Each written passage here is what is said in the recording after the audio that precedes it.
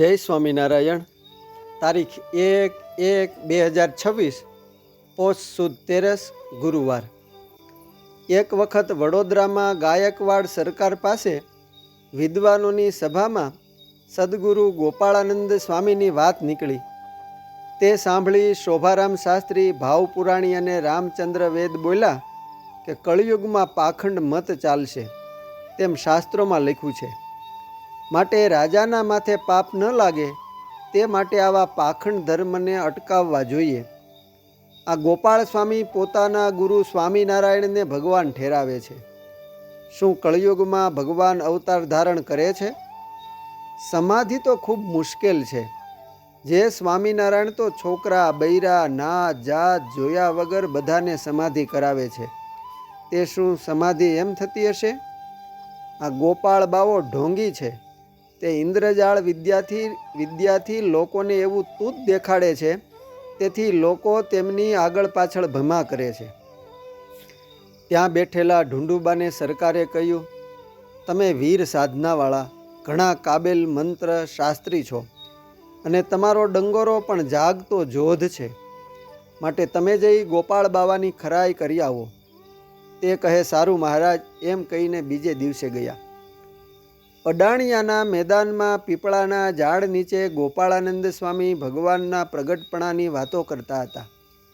ત્યાં હાથમાં ત્રાંબા અને લોઢાના કડા પહેરેલા, તે ખખડાવતો, સિંદૂરનો સાથિયો કરેલો, હાથમાં સિંદૂર ચોપડેલો ડંગોરો લઈ ઢૂંઢુબા આવીને વીર આસને નેત્રો ચડાવીને બેઠો અને સ્વામીને ઉદ્દેશીને બોલ્યો કે તમે કોના અખાડાના અને ક્યાં દ્વારાના છો તથા કોનું ભજન કરો છો? ગોપાળાનંદ સ્વામી બોલ્યા, અમે સ્વામિનારાયણના સાધુ છીએ. ઢુંઢુબા કહે કે આ મારો ડંગોરો તમારા જેવા પાખંડી મિથ્યા ગુરુ થઈને લોકોને ભરમાવે તેને પોતાની મેળે ઉછળીને ધડો ધડ વાગે છે અને હાડકાં ભાંગી નાખે છે. તમે આ બધું તૂત છોડી દો. શહેરમાંથી જ આજે જ જતા રહો, નહીં તો કાલે હું પાછો આવીશ અને આ ડંગોરો તમારી ખબર લેશે. સ્વામી બોલ્યા કે કાલે શું કરવા? આજે જ આ ડંગોરો અમારી ખબર લેવા ભલે મોકલો.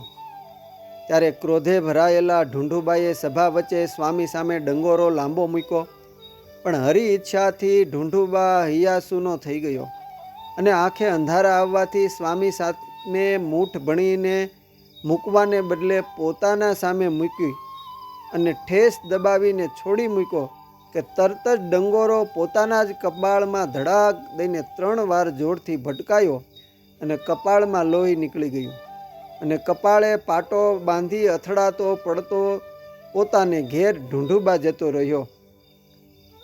નજરે જોનારે આ વાત સરકારને કરી.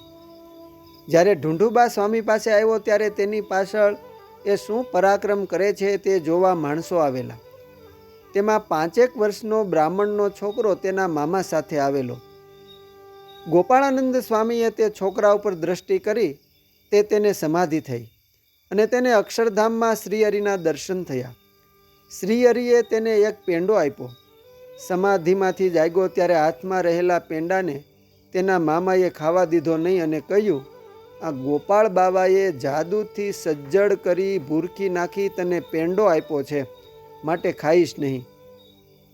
એમ કહી રસ્તામાં ચાલતા ઢુંઢુબાની નાની દીકરી મથુરાબાઈને પેંડો અપાવી દીધો અને કહ્યું કે લે છોકરી, આ સ્વામિનારાયણનો પ્રસાદ છે, તે તું ખાઈ જા. મથુરાબાઈએ પેંડો ખાધો અને સમાધિ થઈ. શ્રીહરિના પ્રતાપથી સ્વતંત્રપણે નિરંતર સમાધિ થવા લાગી અને સમાધિમાંથી જાગીને સર્વને ભગવાનની વાતો કહે. પ્રભુ કૃપાથી યોગેશ્વર જેવું જ્ઞાન થયું. તે તેના બાપા ઢુંઢુબાને બોધ કરવા લાગી. દેહના નાશવંતપણાની અને મનુષ્ય જન્મના દુર્લભપણાની પણ વાતો કરતી.